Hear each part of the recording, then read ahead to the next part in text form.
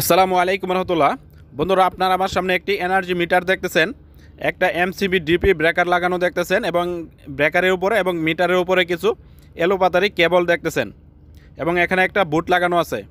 তো আজকে এই বুটের মধ্যে আমি 6টা সিঙ্গেল ফেজ এনার্জি মিটার বসাবো এবং ইনপুট কানেকশন করব এবং আউটপুট কানেকশন করব এবং যেই এলোপাতারি কেবলগুলো দেখতেছেন এই কেবলগুলো সুন্দর করে ড্রেসিং করে মিটারগুলোতে আমি কানেকশন করব। তো এখানে টোটাল 6টা রুমের জন্য 6টা সাব মিটার লাগানো হচ্ছে। তো আজকের ভিডিওতে আমি দেখাই দিব সিঙ্গেল ফেজ এনার্জি মিটারগুলা এবং এই সিঙ্গেল ফেজ সাব মিটারগুলো আপনারা কীভাবে বাসাবাড়িতে কানেকশন করবেন খুব সহজভাবে। সেই জন্য আজকের ভিডিওটা মনোযোগ সহকারে প্রথম থেকে শেষ পর্যন্ত আপনাকে দেখতে হবে। তো আপনারা যারা এখন আমার চ্যানেলটি সাবস্ক্রাইব করে নাই, অনুগ্রহ করে আমার চ্যানেলটি সাবস্ক্রাইব করে রাখুন। তো আপনারা আমার সামনে দেখুন, এখানে টোটাল 6টা এনার্জি মিটার রয়েছে, সবগুলো সিঙ্গেল ফেজ এনার্জি মিটার।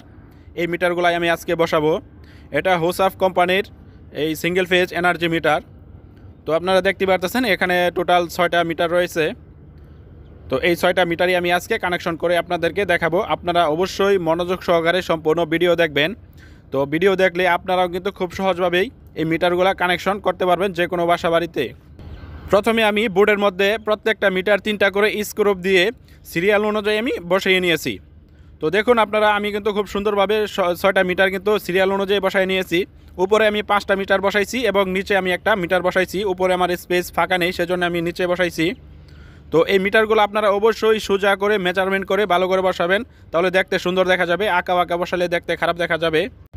তারপরে আমি 6টা মিটারের আউটপুটে আমি 6টা সার্কিট ব্রেকার ব্যবহার করব। তো এই 6টা সার্কিট ব্রেকার 6টা রুমের মেন সার্কিট ব্রেকার থাকবে। তো আমি সেই জন্য 6টা সার্কিট ব্রেকারের জন্য 6টা আমি সিঙ্গেল সিসিএম বক্স বসায় নিচ্ছি। তো দেখুন আমার 6টা সার্কিট ব্রেকারের জন্য আমি 6টা এখানে বক্স বসায় নিয়েছি। টোটাল 6টা বক্স রয়েছে এখানে।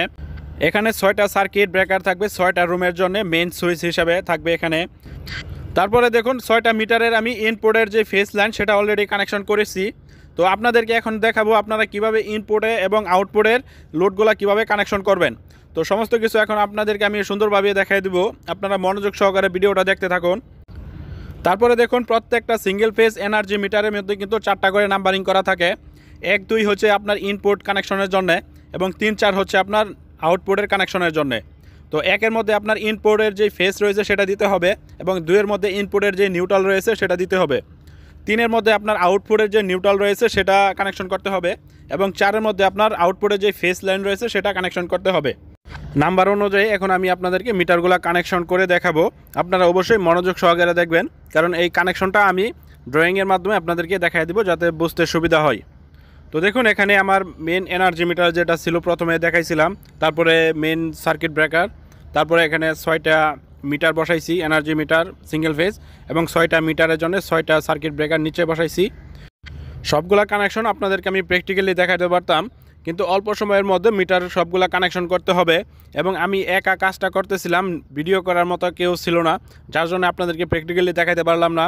সেই জন্য আমি যে ড্রয়িংটা করেছি, ড্রয়িংটা সেমভাবে আমি যে কাজটা করেছি সেমভাবে আমি ড্রয়িংয়ের মধ্যে সেই কাজটা আমি আপনাদেরকে করে দেখাবো যাতে আপনাদের বুঝতে সুবিধা হয়।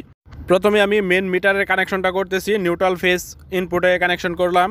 তারপরে মেন মিটার থেকে মেন এমসিবি ব্রেকার যে সার্কিট ব্রেকার রয়েছে এটাতে আমি নিউট্রাল ফেজ কানেকশন করেছি।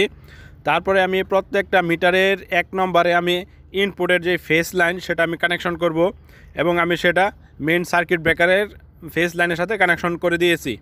তারপরে প্রত্যেকটা মিটারের 2 নম্বরে ইনপুটের যে নিউট্রাল রয়েছে সেই নিউট্রালটা আমি প্রত্যেকটা 2 নম্বর টার্মিনালে আমি কানেকশন করে দিয়েছি। তো দেখতে পারতেছেন আমার নিউট্রাল ফেজ কিন্তু প্রত্যেকটা মিটারের মধ্যে আমার কানেকশন হয়ে গেছে ইনপুটের। তো এখন আমি আউটপুটের কানেকশন করব। তো আউটপুটের জন্য আমি 4 নম্বর ছিল আমার ফেস লাইন এবং 3 নম্বর ছিল নিউট্রাল। তো দেখুন প্রত্যেকটা সাব মিটারের নিচে যে আমি একটা করে সার্কিট ব্রেকার ব্যবহার করেছিলাম, প্রত্যেকটা রুমের জন্য আলাদা আলাদা মেন সার্কিট ছিল, সেটা রুমের মধ্যে আমি প্রত্যেকটা মিটার থেকে 4 নম্বর থেকে ফেস এবং 3 নম্বর থেকে নিউট্রাল আমি কানেকশন করে দিচ্ছি প্রত্যেকটা ব্রেকারের ইনপুটে। তো আপনারা দেখতে পাচ্ছেন প্রত্যেকটা মিটার থেকে কিন্তু আলাদা আলাদা নিউট্রাল ফেজ কিন্তু আমি আলাদা আলাদা সার্কিটের মধ্যে কানেকশন করতেছি। তো 6 নম্বরটাও আমি কানেকশন করে দিলাম এই পাশেরটাই। তো দেখুন প্রত্যেকটা সাব মিটারের ইনপুট এবং আউটপুট আমার কানেকশন অলরেডি হয়ে গেছে।